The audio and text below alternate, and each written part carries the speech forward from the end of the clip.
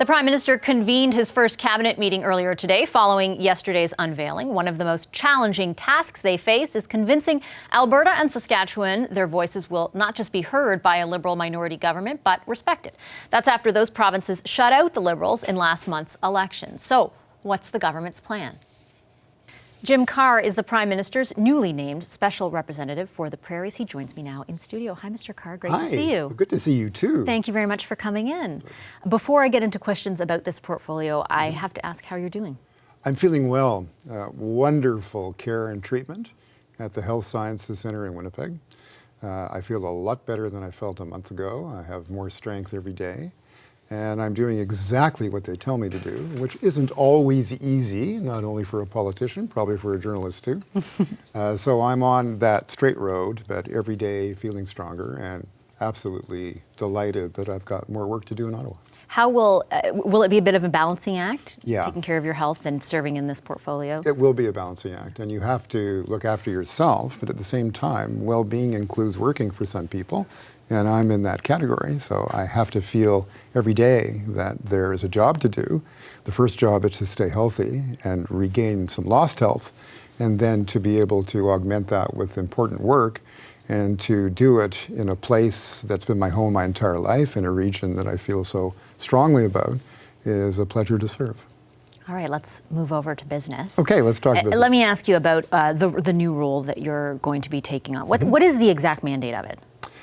To be the Prime Minister's eyes and ears and voice in Manitoba, Saskatchewan, and Alberta, to go out and listen, to observe, to talk, to exchange views, to understand that this region is complex. It has resources, natural and human.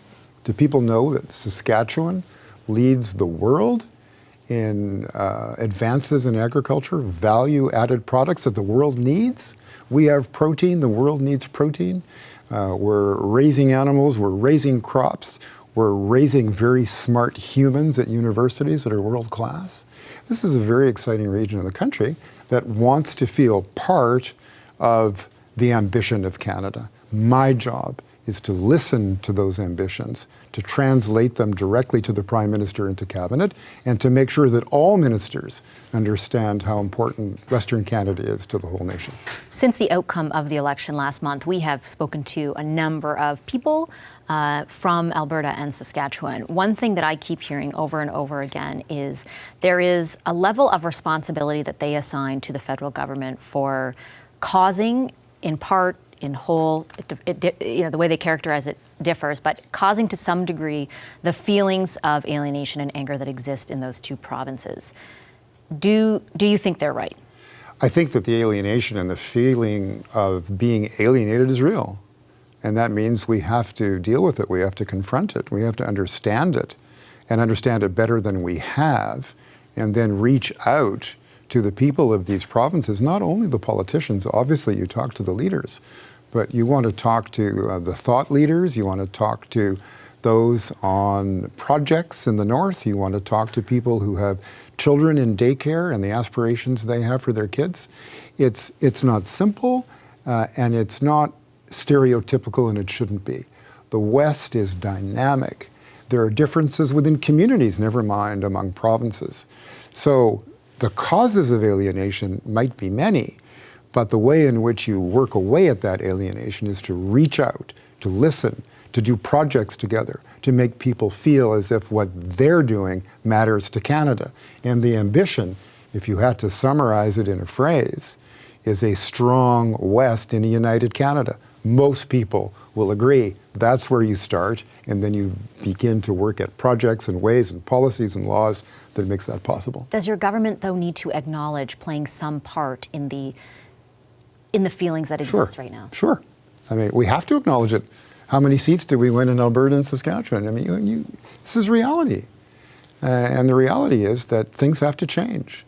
And those things that have to change are attitudes, ways in which we approach problems regionally, but always within the context of how that region, that province, that community, through its own strengthening, strengthens the country as a whole.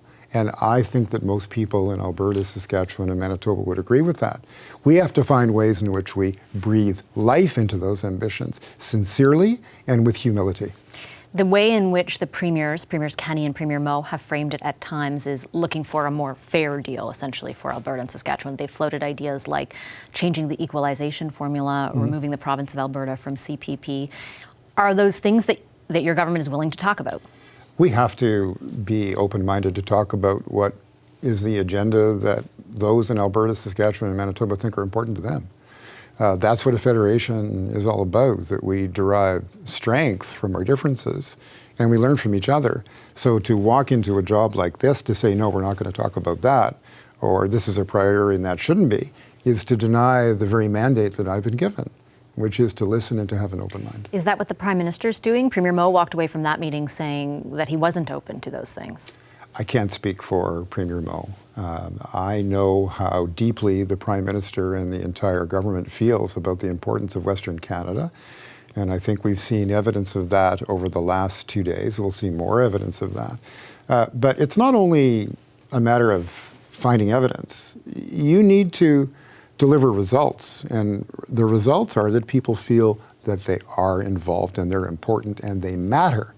And for all of these decades that Western Canada has contributed to the Canadian Federation, there have been elements and edges where they haven't felt that way. And the history of Western Canada is not the history of one province, it's of 3 distinct provinces. From the ranching frontier in Alberta to the agricultural belt of Saskatchewan, hydroelectric energy in Manitoba. The West was opened during the Laurier years to people from all over the world.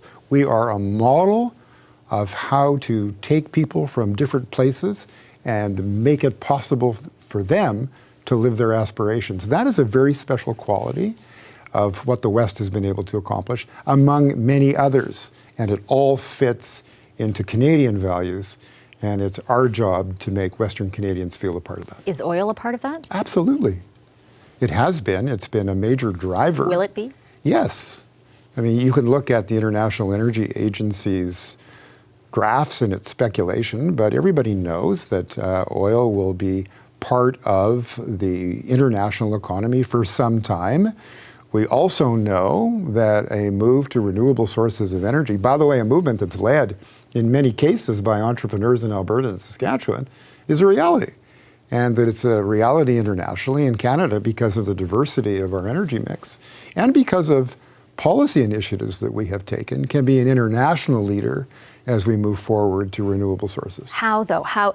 I take your point in what you're saying, and we've heard it from the Prime Minister, too. The idea is that we can still get to that goal that they articulated in the campaign of net zero emissions by 2050, and we can still protect the resource industry in this country. There is a feeling, though, that those things just aren't, it's not working altogether. It's not happening. Is the resource industry growing? No, they've seen tons of capital flight. Are we meeting our targets? No, we are not yet. Is it possible?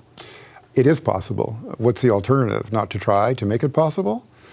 So the way that you manufacture policy, the way you come up with the balance and the compromise is to understand the balance that the people want and that the economy can sustain.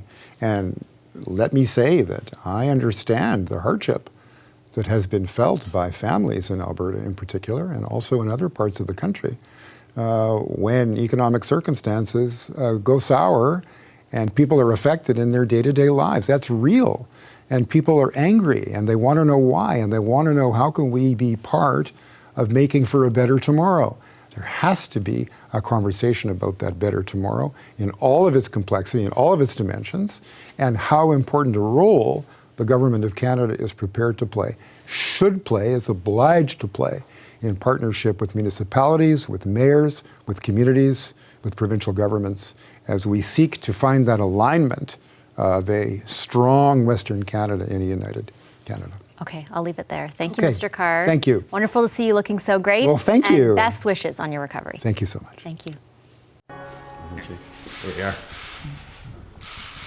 Please have a seat. Thank you. Guys, What a pleasure to welcome Mayor Nenshi back to Ottawa. Obviously some real challenges facing communities across Alberta, particularly Calgary. But as you know, the federal government is very much there to be a partner and to make sure that we're growing the economy in ways that works for everyone. A couple of mayors are in Ottawa today meeting with the Prime Minister in the wake of last month's election. First up was Calgary Mayor Naheed Nenshi, followed by a one-on-one with Vancouver Mayor Kennedy Stewart. Earlier today, I caught up with Mayor Nenshi. Hi, Mayor Nenshi. Thanks for joining us. Hi, Vashi. Nice to be here. Appreciate it very much. Nice to see you in person. I'm seeing you in person because you were meeting with the Prime Minister earlier this morning. How did the meeting go? So I had a really good sit down with the Prime Minister, with Minister Freeland, with Jim Carr, talking about the West. And what's the Ottawa thing I'm supposed to say? We had a frank and honest exchange of views. Is that right? That's exactly it. I've probably heard it 1,000 times, yes. No, we had a very good conversation because I think what's important for people across the country to understand is something bad is going on. And while the idea of Western separation is not smart, it's rooted in something extremely real. And it's different than I've ever seen it before. And I'm not sure that people across the country really get what's happening. You know, when you think about Alberta, I always say that even though sometimes we complain when times are good, we're secretly kind of proud that our prosperity helps Confederation work, that we've been able to open up our arms to Canadians from all over the country to come and live out their dreams in Alberta. But Calgary went from having the lowest unemployment rate of any big city in Canada for many, many years to the highest in 18 months. So it's been jarring, it's been very dislocating. And a lot of Albertans are saying, geez, we're always there for everyone when they need us. And where's the rest of the country when we need them? And so this is rooted in something very real and very deep. And I think it's important that we as Canadians have a real conversation about what do we need to do. It's not just one region complaining and another region getting benefit and one region feeling hard done by. It's a deeper conversation about what Confederation means. And that's really what I wanted to talk about today. Why do you think there is the sentiment that exists beyond the anger and the sort of, obviously, the reaction to their economic situation? But why do you think it is that the feeling exists that the rest of Canada, or the rest of the country, as you termed it, isn't there for them? Like, what evidence of that is there? There's sort of a perfect storm of things going on right now. You know, it might surprise you to know, talking about politics every day, that there's sort of an angry streak in politics right now. Mm-hmm. And there's a lot of folks who, I don't know, perhaps they feel that they can get short-term political gain by exploiting anger and division. That's one big piece of it. The other big piece is there's actual real stuff. And so when you look at Bill C-69, which is the new Environmental Assessment Act, which my premier calls the No More Pipelines Act, but I think it's more dangerous than that, actually. When you look at Bill C-48, the tanker ban that only applies to Alberta crude on the northern coast of British Columbia, it doesn't apply to tankers from other countries, nor tankers carrying different kinds of products. People feel pretty hard done by and saying, look, we're actually in a problem right now. We're selling a non-renewable resource that belongs to Canadians at a massive discount to the world price because we can't get the access stuff straightened out. And we don't get it. And we don't feel like industries in the other parts of the country would be targeted in this way. Now, there is a pipeline being built. And the Prime Minister again today reiterated that the Trans Mountain Pipeline is being built. That's really important. But we also have to focus on what does the future look like? And, you know, Albertans are not sort of a bunch of climate change deniers. We believe in environmental stewardship and economic growth and how we can make that work together. But there doesn't seem to be a clear roadmap in the minds of most Albertans for how we're going to get there. And I think that's the root cause of a lot of this. The Prime Minister's office, at least, and we had the Environment Minister on last night, appear open to the idea of amending, or not amending Bill C-69, but altering its course through the implementation of it, i.e. through regulations, rather than reopening up the legislation and amending it. Do you think that will go far enough? Look, I'm not a parliamentarian, so I don't understand whether the amendment way or the regulation way is the right way to move forward. Here's what I do understand. The current legislation doesn't work, the 2012 legislation. Right now, we're trying to build an upstream flood mitigation project, the Springbank Reservoir in Calgary. And it is 3 years into its 365-day deadline assessment process. And there's no signs of this thing getting unstuck. It's just stuck in bureaucratic hell. And that's under the old system. And what a lot of Calgarians are worried about is the new system will be even worse. But how do they know that? The government says it's going to make it better. So here's the issue. Industry thinks it'll be worse. Some environmental groups think it'll be worse. Government says it's going to be better. The proof's in the pudding. And I think it's like many complicated things, it's actually really simple. We need to listen to local communities. We need to do a thorough environmental assessment, and we need to listen to Indigenous peoples. I think we can do those three things quickly. And I think everyone agrees with the goal that this should lead to quicker yeses or quicker nos. In my own business, we do a lot of permitting and so on, and I always say the second best answer is no. The worst answer is I need more information, or we're going to drag this out further. And I think people agree on those fundamental precepts, but we really disagree on whether 69 gets us there. And whether it's through amendment or whether it's through regulation, the point is that the proof's in the pudding, and we've got to come up with a better, clearer system to help people invest and build stuff. And that's my goal here. I'm not really concerned with the politics of it as I am with the actual implementation of it. After the meeting you had with the Prime Minister, he met with another mayor, Vancouver Mayor Kennedy Stewart. He was asked about some of the issues that you raised and others have raised with the Prime Minister and the federal government. I want to play for you a clip of what he said and then get your response. Let's listen. I want in, not out. Like, that's what I want. I just get upset when people say Western alienation, because British Columbia, what we want to do is work with this government. We want to build transit. We want to build housing. I just don't, I feel like we're being a little bit hijacked by kind of Alberta's agenda, and in British Columbia, we want to get these things rolling. What do you think of that? Well, I think Mayor Stewart and I agree 100%. I wouldn't say anyone's being hijacked by anyone's agenda. What I would say is everyone wants the country to work better. We want to build transit and housing. All mayors share that. But we also want to build a nation. And right now, I'm worried. I really am. And I don't want to sound fear-mongering about this. But, the reason I'm in Ottawa, actually, is because we gave out the Global Pluralism Awards last night, and I serve on that international jury.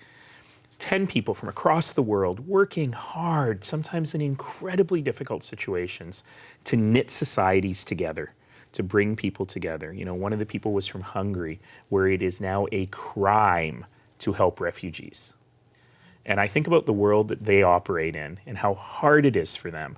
And then I think, geez, here, with careless thought and careless talk and angry words and actions, we could rip this apart so easily in a place where trust is no longer there and we're not able to work together as a nation on important national projects. And that's what I'm interested in avoiding. I think Kennedy started by saying, we want in. We're already in. We're in with everything we've got. And we got to make sure that this works. Okay, I'll leave it there. Thank you, Mayor Thank Nenshi. you. Pleasure as always to see you. Thank you. We are a model of how to take people from different places and make it possible for them to live their aspirations. That is a very special quality of what the West has been able to accomplish, among many others. And it all fits into Canadian values. And it's our job to make Western Canadians feel a part of that. Is oil a part of that? Absolutely. It has been. It's been a major driver. Will it be? Yes. That was Jim Carr from earlier on the show. I spoke to him about his new role as the Prairie representative to the Prime Minister. Welcome back to Power and Politics and the Power Panel with Melissa Lantsman, Andrew Thompson, Robert Falcon-Ouellette, and Marie Vastel. Marie, I'll start with you because you were, as I said, at Cabinet today. This is a new role formed by the Prime Minister. It's in conjunction with a number of other ministers who are going to be, I guess, addressing intergovernmental and intergovernmental affairs / feelings of alienation in Alberta and Saskatchewan. What's your impression of how the federal government is attempting to address it following yesterday's unveiling of what roles everyone will play? Well, I think to be fair, they really do seem to be trying to calm things down and I guess extend some sort of, maybe not olive branch, but a hand at least to the provinces who feel frustrated right now with Jim Carr, as you said, whose job will essentially be to listen and report back, and then report back from Ottawa to either civil society or industry or unions or whatnot, or workers. You also had Seamus O'Regan, who was named to National Resources, and that effort also to show that we may not have seats in Alberta, but we do have people inside our cabinet who understand your anxieties. And that's actually why he's going to Alberta. He was flying out today after cabinet to meet with his new counterpart to relay this message, to first of all start the relationship on kind of a positive note and try and start the relationship on good grounds, but also to relay that message that he does understand and he does want to work with them on this, given that he also hears the same things back home for him. But I think we also saw what we can expect to be a difficult balancing act for this minority government over the next few months, because you saw this sort of change of tone on C-69, on environmental evaluations from the government. Mr. Carr saying, absolutely, we're willing to improve the process, not by changing the law, but by changing the way it's implemented. Thank you. You saw Mr. O'Regan say the same thing. You even saw Mr. Wilkinson agreeing. And you already have environmentalists, environmental groups saying the law as it is barely sufficient to actually give results and actually make these evaluations efficient. You can't change, even if it is only implementation, you can't change it without making it useless. You already have environmentalists who are frustrated. They were already frustrated that Stephen Guilbeault, the new MP from Montreal, was not named to environment. So already you're seeing that they are really trying to build bridges with the West, build bridges with Alberta. They're trying to meet with Mr. Premier Kenney next month. They have met with Premier Moat from Saskatchewan. But on the other side, they are also trying to get back that progressive vote that didn't come vote Liberal last month in the election, and that cost them a majority. It'll be interesting to see how they can appease these tensions that are very real and dangerous for the Federation without losing ground on another front. That's a really interesting point. Andrew, I'm wondering what you think. That balancing act is something that they've been walking for the last 4 years. This idea, this thesis of that was put forth that you can grow the economy and at the same time protect the environment. They're now saying that they're open to implement changes through regulation, basically, on Bill C-69, something that they previously said that they weren't. How difficult of a balancing act do you think it's going to be, Andrew? Well, it is going to be difficult. What I'm seeing is they have no idea what they actually think that they should be talking to the West about. They're changing their tone to talk in nice, soft ways about understanding what's going on in the West. But the policy agenda remains the same. And until they start to put out some new direction and new ideas and demonstrate that they're prepared to make the investments that are going to be needed to help the economy in transition in the West, I think they're going to continue to have problems. And there is this kind of almost a paternalistic dismissiveness that's coming through, which is, oh yes, we understand that you don't understand why we're good for the country. We'll help you get to that point. If that's what the objective is, which is you just need to come back into our fold, I think that this is a losing proposition from the start. If it is really an interest in rolling up the sleeves, figuring out how to address some of these big complex issues that are out there, and I haven't seen that, and I'll tell you very specifically why we're not seeing that. The approach the Prime Minister took on Premier Moat's request to deal with equalization was, go figure this out with the other provinces and then come to me. That is the completely wrong way to handle executive federalism, not the least of which that's the wrong way to handle fiscal federalism.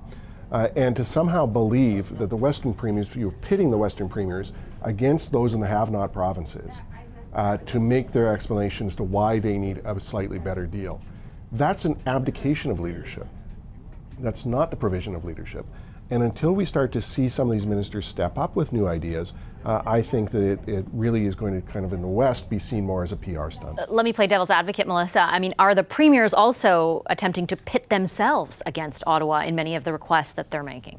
Well, I think that's certainly politics to angle for what you want for your province. That's the job of a premier when it comes to a relationship with the Prime Minister, or at least one of the jobs. I think that they've put Mr. Carr in a very, very difficult position. He spent 2005 to 2007 saying we are going to build this pipeline, and now he's sort of forced back with a direction that is a bit unclear given the other side of their mandate. And I'm not sure that Minister O'Regan, with all due respect, is the a signal that the West was looking for in terms of we really care about your issue. I think he's frankly one of the only members of the government that has continuously failed upward in cabinet.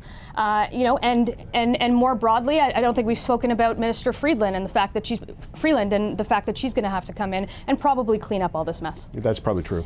Minister Regan, at least Liberals behind the scenes, when they're talking about his appointment, Robert, talk about how he's close to the Prime Minister. That's an advantage, and then also signal or try to highlight his background in Newfoundland, which is also a resource-based economy. To Melissa's point, though, there are people who are obviously critical of the appointment and are wondering what signal it sends. Your thoughts on how the federal government so far has tried to address the issues? Well, I think Minister O'Regan, he's actually a very fine gentleman, but he's actually done quite well in Indigenous services when he was there. So he actually had to get through the Child and Family Services legislation, which was very difficult at the end of Parliament because there wasn't enough time and there was a lot of negotiation and horse trading going on. Also the Indigenous language legislation. But he's also very well connected to the centre here in Ottawa, so people will listen to him, and so I think that bodes well for being out there and talking to people in Alberta and Saskatchewan and hearing their feedback.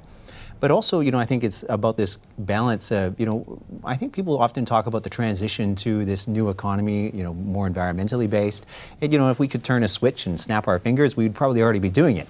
And with all these fantastic jobs, some parties have put 150,000 jobs should be created. But unfortunately, it just doesn't happen overnight. But obviously, this is going to be part of his role, I hope, is going out there and looking what type of jobs actually can be created and what that work looks like and how well does it actually pay to replace those good paying jobs that came from the oil patch, because there is going to be less employment probably in the oil patch, which is unfortunate for a lot of people. But we need to find good paying jobs for others and make sure that we fill those office towers in Calgary, but also get people out building things in Alberta, and we continue to prosper and grow the economy, but also build the economy in a way which is environmentally sound. And that is going to be perhaps his greatest challenge, not only just listening, because listening is very easy, and he was very good at that as an Indigenous Services Minister, because he would have to often listen to people who had very big problems, historic problems over 150 years of Confederation, and some days were more challenging than others, but he seemed to do quite well. But here in this case, we have Wexit, and Western alienation is something which is real, and it is taking hold, and they've just created a political party, and so that is going to present challenges to find that common ground, and it's not going to be easy. Hi, I'm Vashi Capellos, host of Power in Politics. See more of our show by subscribing to the CBC News channel or click the link for another video.